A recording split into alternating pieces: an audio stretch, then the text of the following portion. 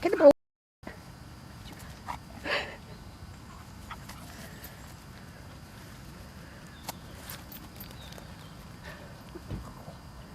Come on, Jamie. Good boy.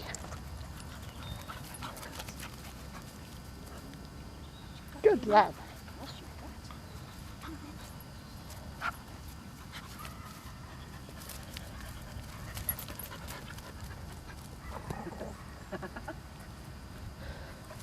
Here he comes. Oh.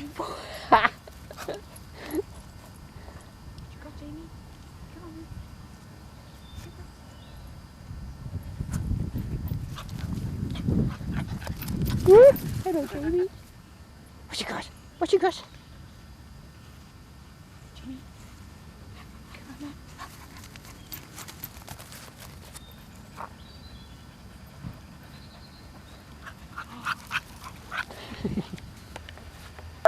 Zelda, you can hear Jamie. Jamie's creating.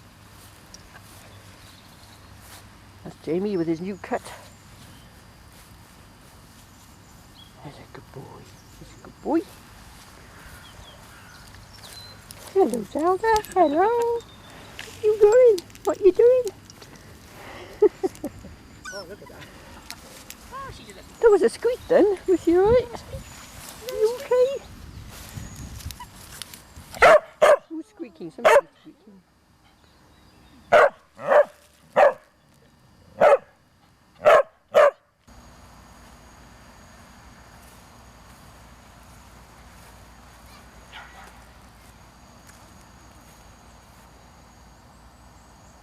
Jamie with the posts.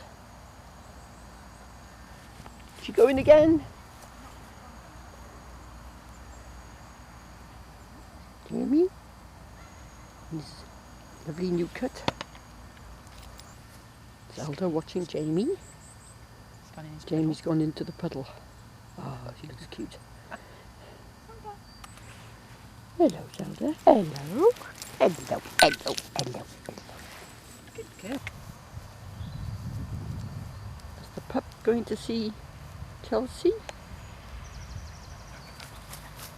And Jamie joining in.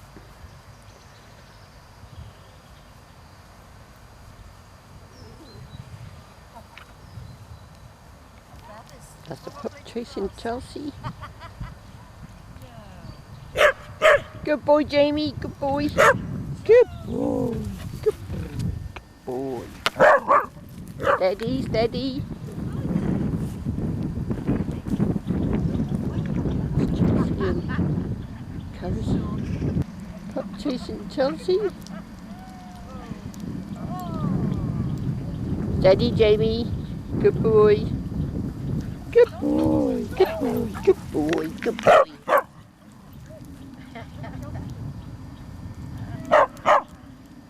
Oh, she's cute.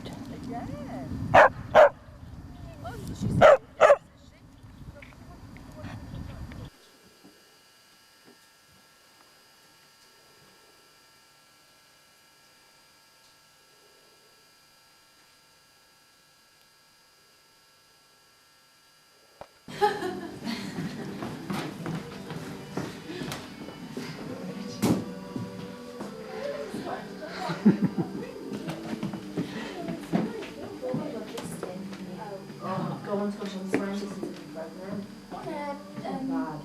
This is bad. No.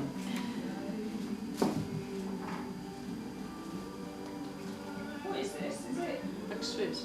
Or is it the You champagne? open the cheaper one first, the Bucks Fizz. Yeah. That's better, man. Champagne should be more Towards the where end. the- yeah. Is it? Is everybody able to? No, I Leave that in the fridge. You've been somewhere else this morning. Oh, it's just my boobs though. It's just always been scared of cows, isn't you? So I'm just hoping they don't turn up on me. I'm sorry.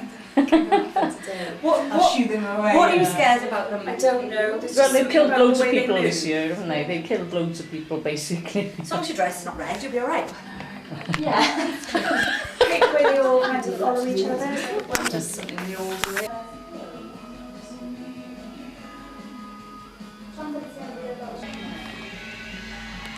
Having her makeup applied. This is Not too much. Alex getting ready, Orange hands. nearly.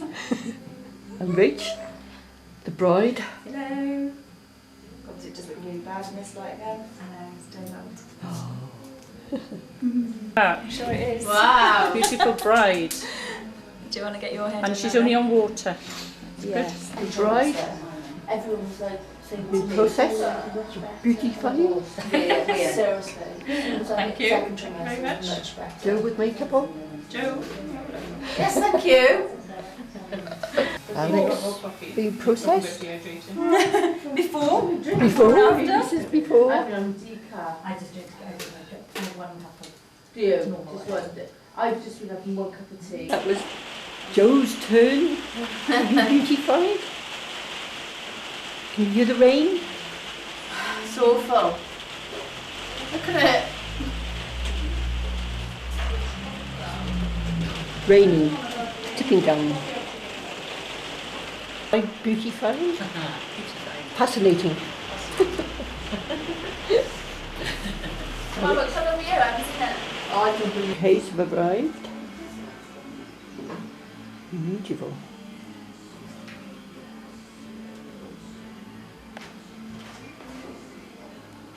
I'm filming the photographer. Ah, right, okay. All getting set then, are we? The bridesmaids in there just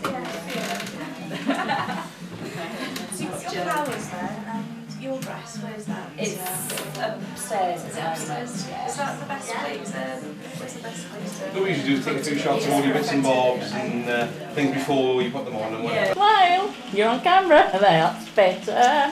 You filming? Oh, yeah. Say hello. Ah, brilliant. Lee.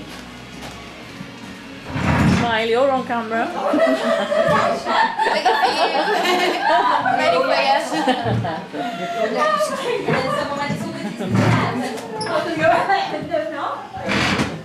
You're on camera. Smile. You're on camera. Smile. Thank you. We're all seated for the wedding meal.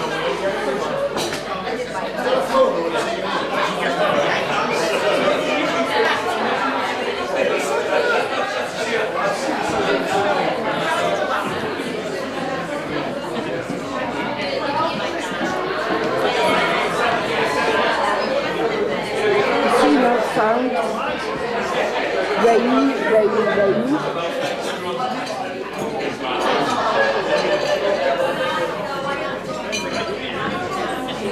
Little Amelia, Flower Girl, Rain.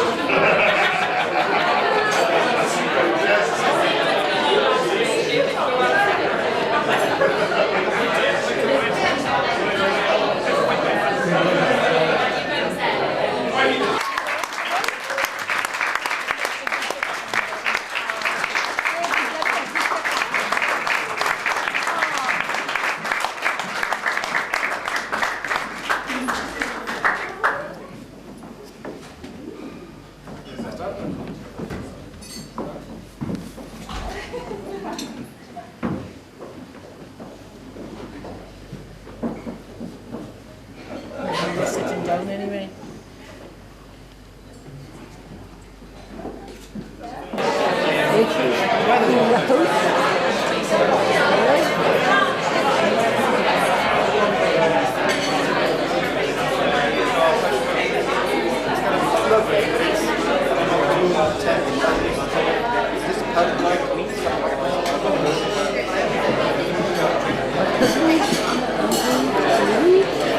Diamond Tower.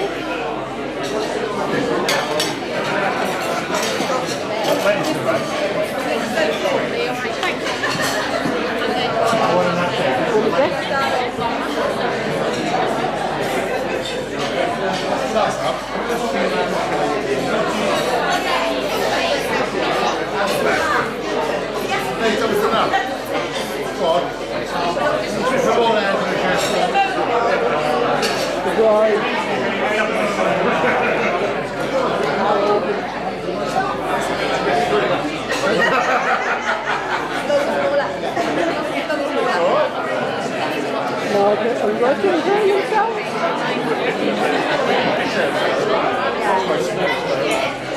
That's Joe and Amelia. I don't know, Alex is fun, don't you?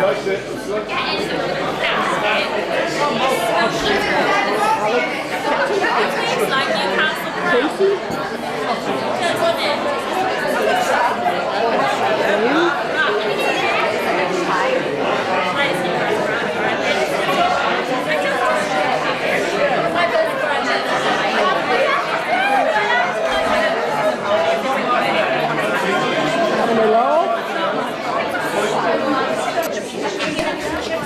I'll get out of the way because you just want to. Oh, I'm on the wrong side, didn't I? You're the wrong side, Rachel. I can see the cake in front of him. I don't want you to be too low. Post meal. Everybody looking happy.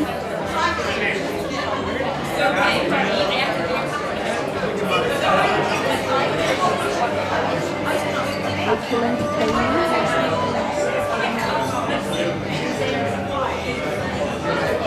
Now the sun's come out.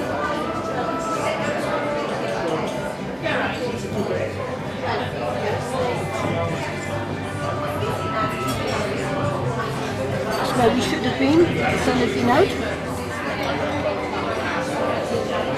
Alex and Joe, Amelia.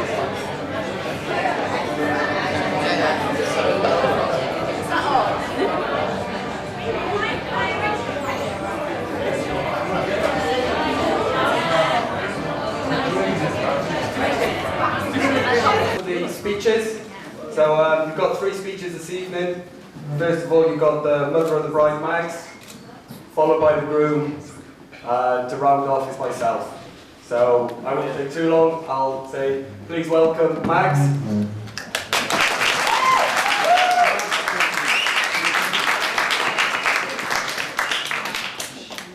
23. Hello, good evening and welcome. I'd just like to say a few words on this wonderful occasion. Firstly, I would like to welcome gorgeous Geraint to our family. I'm ready. I'm so pleased today that he's become my son-in-law. I waited a very long time to become a mother-in-law, as you know, and I hope that Geraint is as pleased today to become my son-in-law as I am to be his mother-in-law. Absolutely.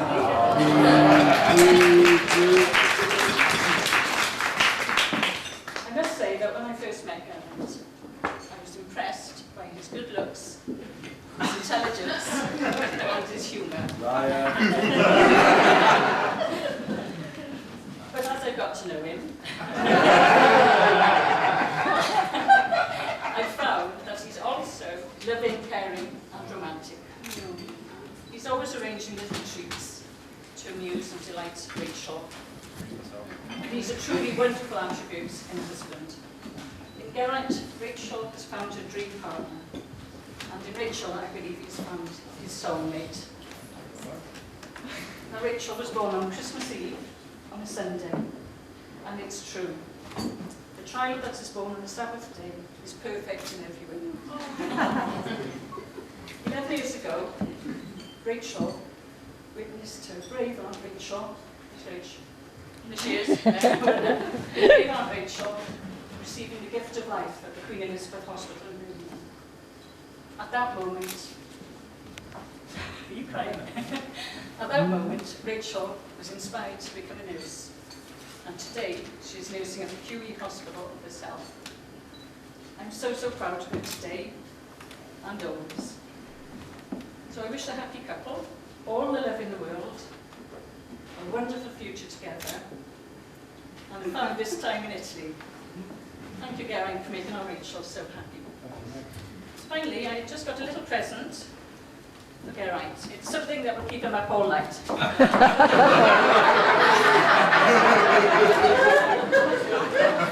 Open it now, kid. Open it. Open it.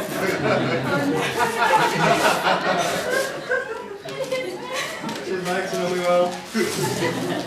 It's a jigsaw of Venice.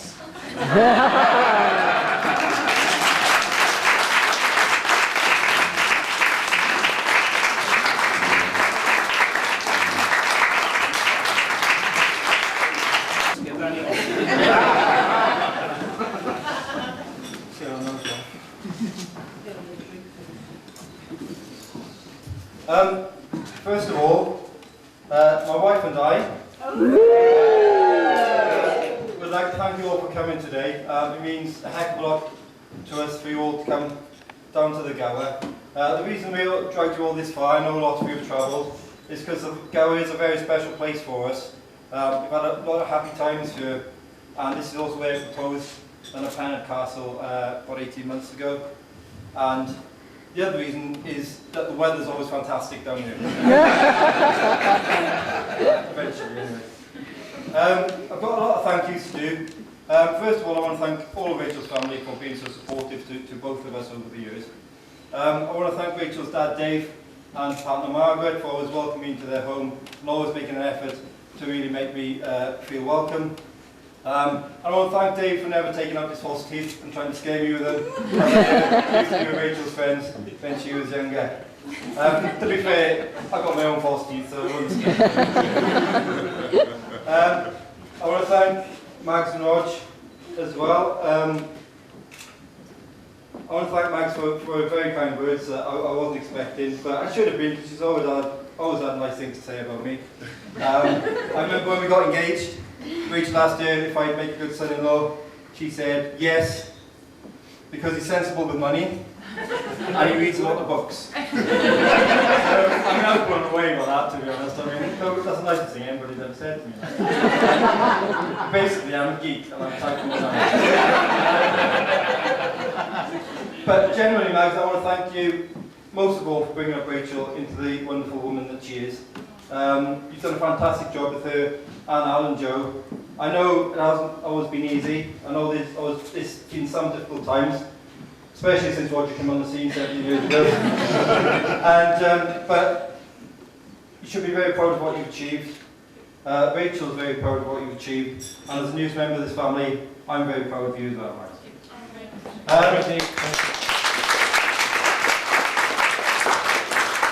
Mike's already mentioned Auntie Rachel as well, who's a very special person in Rachel's life.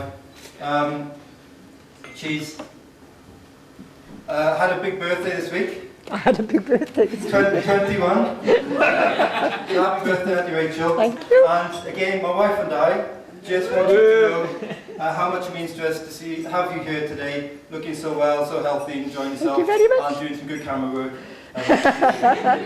But maybe wobble. It really does mean the world to us, so I'm really glad to have you here. Lastly, I also have to mention, of course, Joe and Alex, the two lovely sisters. Oh, lovely sisters. That's the adjective too. They've always been there for Rachel, through thick and thin, over the years. Good times and bad. Mostly good since I've been around. And more than that, they haven't been too horrible and too nasty to me either. So thanks both. And all in all, Rachel comes from a very close, very loving family. And I'm now very pleased and proud to be officially part of that.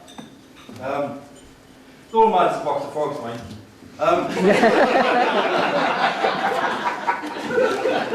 But maybe that's why I feel so at home. Which brings me on to my family, who are probably as bad as 2 boxes of frogs. I don't really have to thank my mother and father for bringing me up. It wasn't difficult. But they've always supported me. As you can imagine, I never really say any nice things about them. But I'm going to use this opportunity to do that today. I'm very proud of them as parents and grandparents. Not just that, but what they've achieved outside the family with the YMCA, the cricket club, the netball. Not the time to go into that now, but just wanted to know how much they mean to me, how proud I am of them, and how I wish at the age of 34 I had half as much energy as they have now at the age of 80, 90. I stopped counting, to be honest. But they're alright. They've done well. Are they how they given an MBE? I've got no idea. But moving on. I'd like to thank my sister Lisa for training to be a midwife, just so she could be on hand for all the pregnant women in the room today. And also for picking on me and bullying me when I was a kid, which has prepared me well for married life.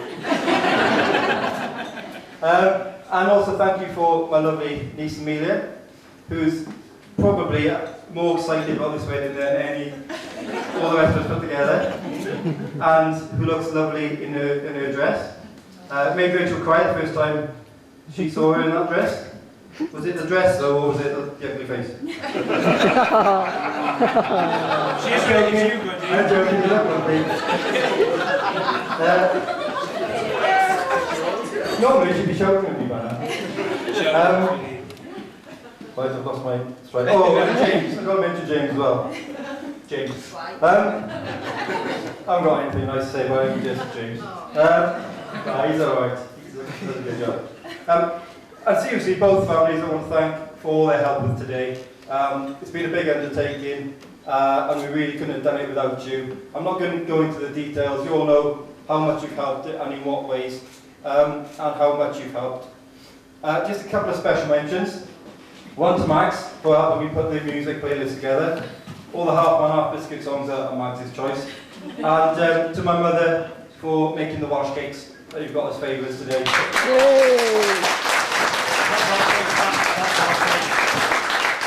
She's very worried that people like them, even though, as I pointed out, at least 90% of the people in this room have tasted wash cakes she's made before anyway. So we've got some flowers for my mum, for Max, and for Auntie Rachel as well. So we're going to bring those down now. This doesn't count as part of my speech, right? So when you're looking back and thinking how long, turgid and boring my speech was, exclude this bit. This is like an interlude. This isn't part of the official I'll get them in a minute. Thank you very much. Thank you. But actually, seeing these flowers reminds me, I wanted to say thank you to my dad for growing the daffodils that we've got on the tables. Except, except he didn't, he messed it up. So we had to go for Marks and Spencer then. But thanks for trying anyway, Dad. Well, I'll win.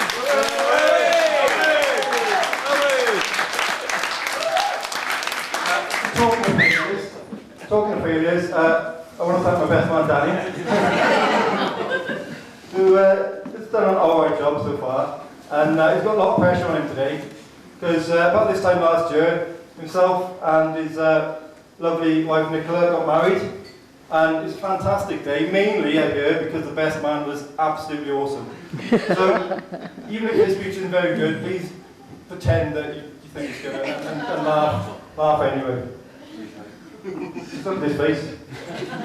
I'm on my force. What was I going to say? Oh yeah, these three. The ushers, Mark, Jeff, and James done a very good job as ushers. I've not a lot to do, to be honest, but what they have done, Sparky drove me around all day yesterday, and they haven't complained too much about the yellow ties, white yellow ties we put them in. So thanks to that, and thanks to Jeff again and Tracy for the fantastic, eloquent readings that they did as part of the ceremony. They've both been a bit bullshit about it, to be honest, but they came on board in the end and they did a good job. And the person I want to thank most for putting together this wedding is, of course, Rachel. She's put a lot of time and effort into making this wedding the classy and tasteful occasion it is. It would have been a bit more interesting had some more of my ideas been taken on board. I'm talking tea towel wedding invites, Game of Thrones table plans, Dad's Army themed everything. But in a childish rebellious attempt to kind of have my way, I have got myself best man of Yeshua's in Dad's Army socks. So that's my little victory there. But kids, thanks for keeping it classy and dignified up until nowadays. And thank you for turning up.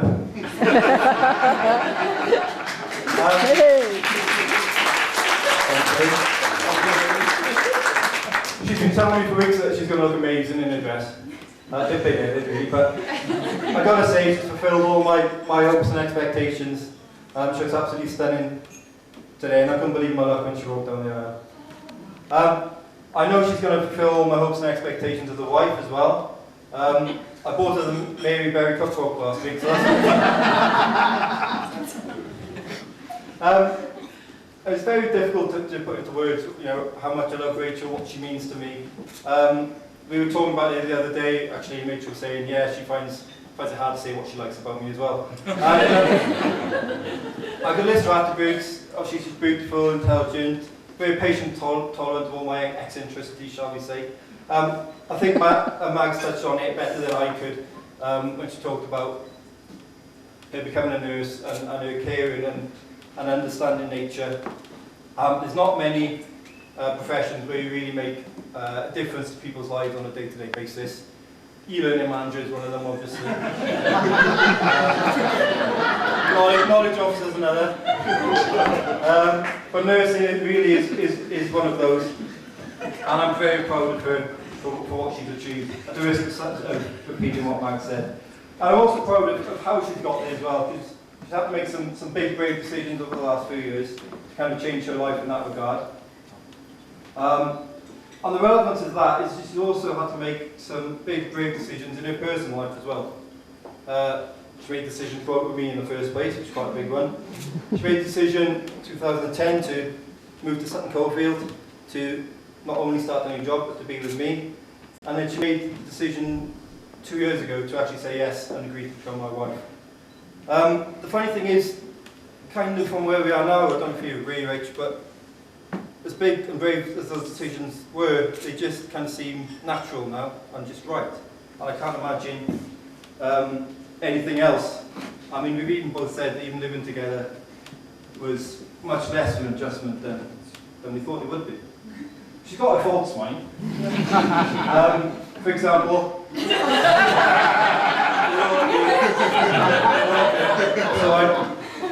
doesn't like soap. It's not a slur in her personal hygiene, she doesn't actually like the physical bars of soap, which I can't understand. She doesn't like the one show, which is weird. Dan, you back me up on this one. This is extremely difficult to understand, Dan. But for some reason, she doesn't seem to understand like my jokes. How do you not like my jokes? The funny thing is, though, here's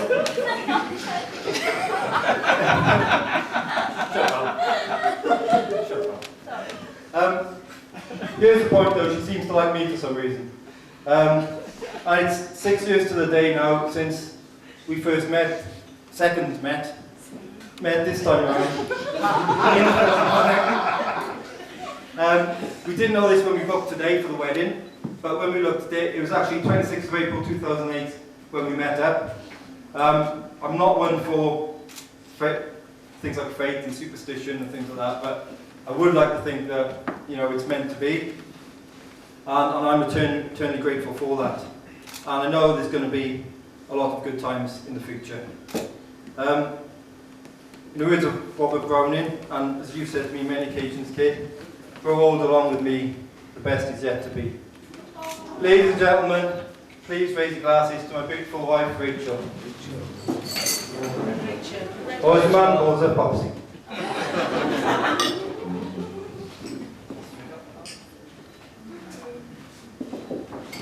Top speech kid, top speech kid.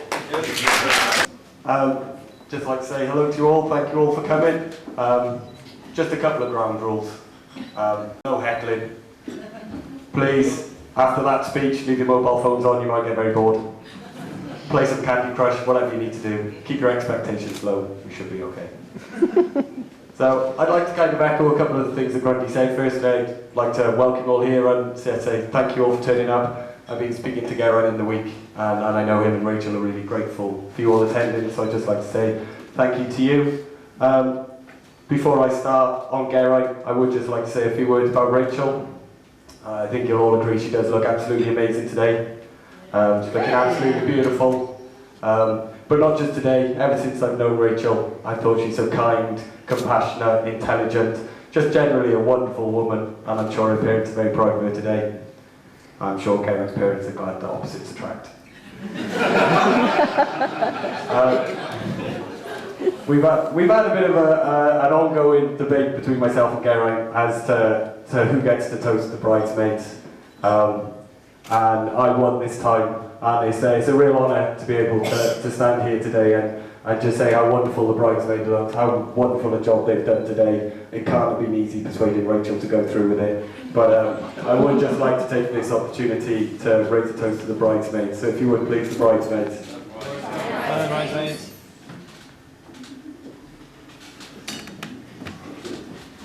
So I suppose for those of you who don't know me, my name's Daniel and I am Geraint's best man for the day. But I think in life I'm a bit more than that really. I think I'm a bit more of a role model. As Geraint alluded to there, I started dating a nurse about 8 years ago, and then Geraint followed suit about 6 years ago. I then decided to get married last year, in April. Geraint and Rachel obviously decided to get married this year in April. Me and my wife are now expecting our first child next month. Geraint and Rachel... Okay, not yet. Moving on. So when Geraint asked me to best man, it's kind of mixed emotions really. Obviously I was honoured, I was a bit surprised, I was a bit daunted. Geraint is the organiser in our group. He's the guy who rings us, tells us where we are to be, what we're supposed to do, what we're supposed to say. That's why my wife isn't telling me to do that. But yeah, when he asked me to do it, I was a bit daunted. I don't really like doing public speaking. But more than that, I was quite disappointed because Geraint had always promised me that he would drown in a guitar-shaped pool of Strongbow by the time he was 30. And I was kind of still holding out, but maybe it would come. Now I'm thinking it probably won't. By 35, kid, I'll have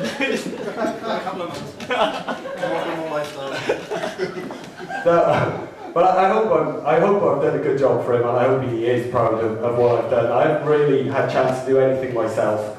Geraint has been sending me a lot of emails for the stag do. I think I was averaging about 20 a day. Usually started with, I'm sure you've thought of it, but I don't want to get involved. But so I think we all had a good time. For those of you who went to Sheffield, I hope it was a good occasion. I've known Geraint for about 20 years.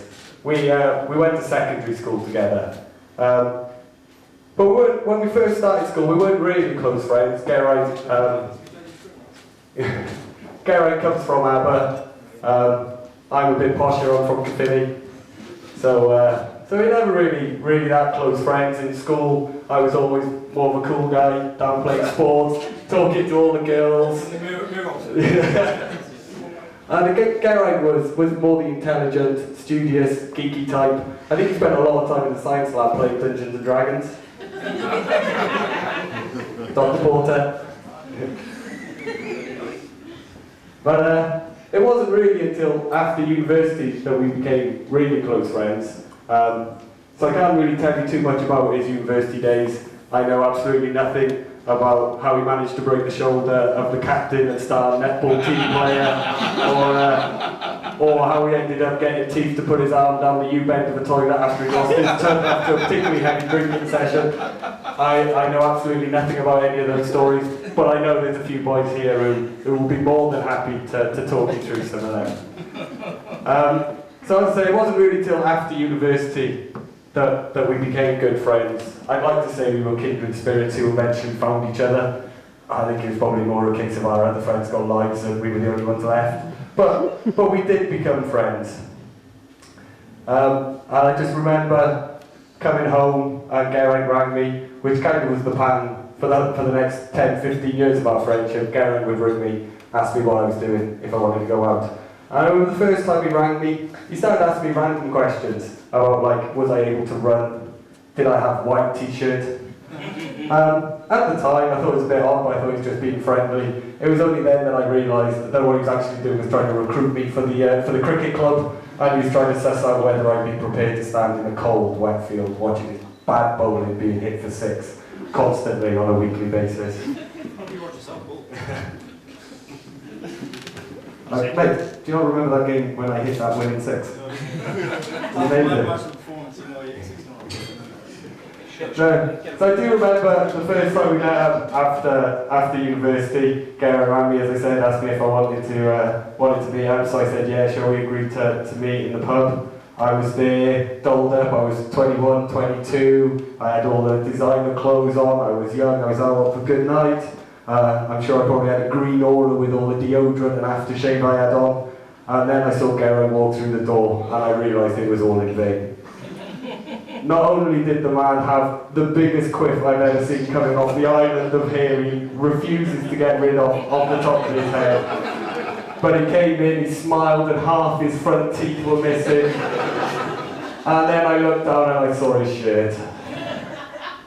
Not being funny, he's never claimed to be a fashionista or anything, but some of the shirts Geraint has worn have been horrendous. I remember ones with, I think it was a horse or a unicorn on it.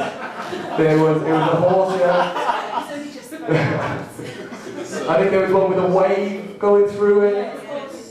And I remember this one, I think, was purple with a bit of silver and white paisley. He loved a bit of paisley. And the brighter the better. The only time he had a half-decent shirt on was after Christmas, when he wore whatever Pat had bought him from Next. Always Next. But I remember actually, not long after we were back from uni, one of the first boys to get married, we went off on a stag do. And we decided that the theme for the weekend away would be shit shirts.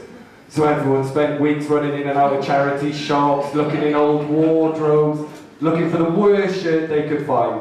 Grundy barreled up with just everything from his wardrobe. And not only that, on the day we had our shirts on, we all came down to the hotel bar, and one of the boys, I think it might be Michael, had forgotten to bring his shirt. So we made him wear one of Geraint's. And he completely fitted in. I think, if nothing else, Rachel has certainly sorted out Geraint's fashion sense. Although I have to say, I think Geraint certainly picked these yellow cravats. Ginger hair, red face, and a yellow cravat. I know, being funny, that was one last tick. But apart from that, I have to say, it's been great being friends with Geraint, because we have had some fantastic trips away. Geraint is a very sensible man, but there are occasions where he does some very unsensible things. We've been on rugby tours where he's fallen out of bunk beds. We've been to music festivals. Don't ever go to a music festival with Geraint on an inflatable bed. It's a long story, but I'm not going into it. Germany, where up a 300-foot high tower he decides to tell me he's scared of heights. That's always a good time to find out. But apart from the good trips, there have been some very dodgy trips. I remember one day he rang me up and asked me if I wanted to go to the cinema. So I said, yeah, no problem. Off we went down to the cinema. We go in, it's very busy. And we get in the queue to buy our tickets, and I'm looking around, and there's couples everywhere. I'm thinking, this is a bit odd. I'm looking around and thinking, right, okay, so we're in the queue for our tickets, get to the front of the deal, and the lady says, oh, would you like the date night special? Two tickets, popcorn and a drink. And I'm like, Grunty, what the hell are you doing? He goes, no, it's fine, the popcorn and drink is free, it's cheap. I'm like, it's date night, Grunty. He goes, yeah, but it's Valentine's Day.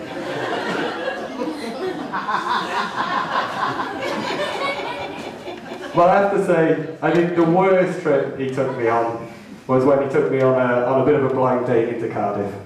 Me and the boys had been in the pub, and we felt we'd been in a bit of a rut. We were doing the same thing every weekend, going to the same pubs, being rejected by the same women, and we thought we need to do something a bit different.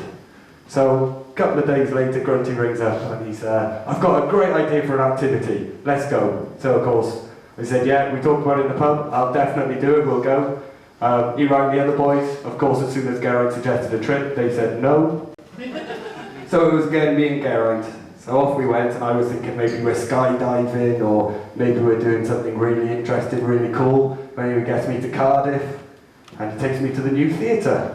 And right, okay, this isn't quite what I was expecting, but I'll go with it. So we went upstairs, sat down, and I turned to Grunty. Now, I don't know if you've been in the new theatre in Cardiff, but the seats are tiny. I mean, they must have been built when the average height was about 4 foot.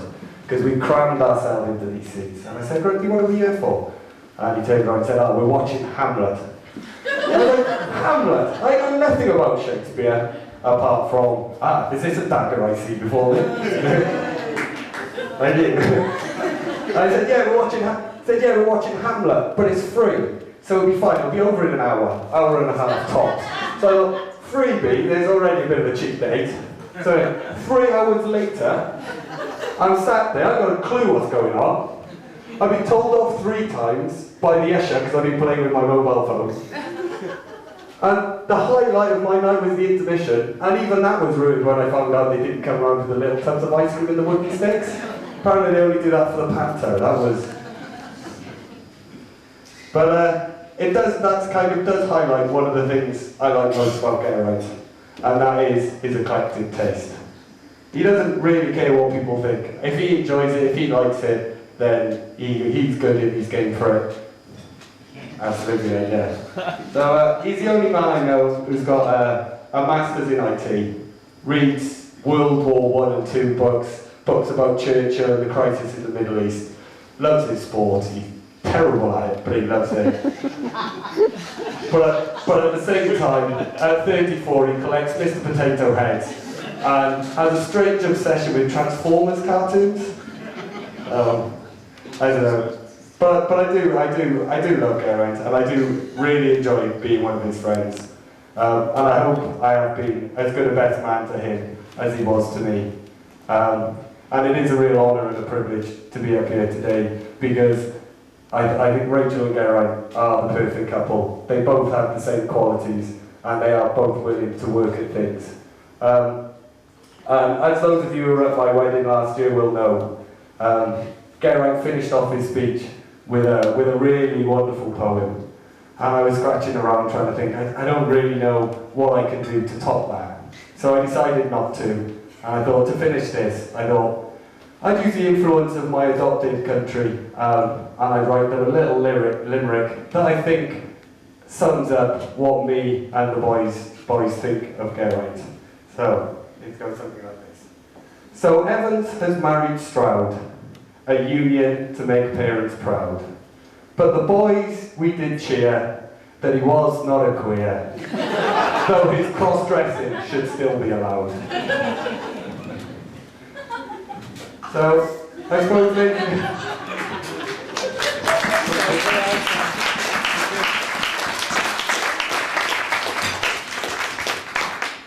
So I kind of got into the vein of it then, and I thought I'm on a roll, so I wrote a second one. But this is a sensible one. I thought I can't finish too funny, so with the festivities ready to resume, I've only one job left, I assume.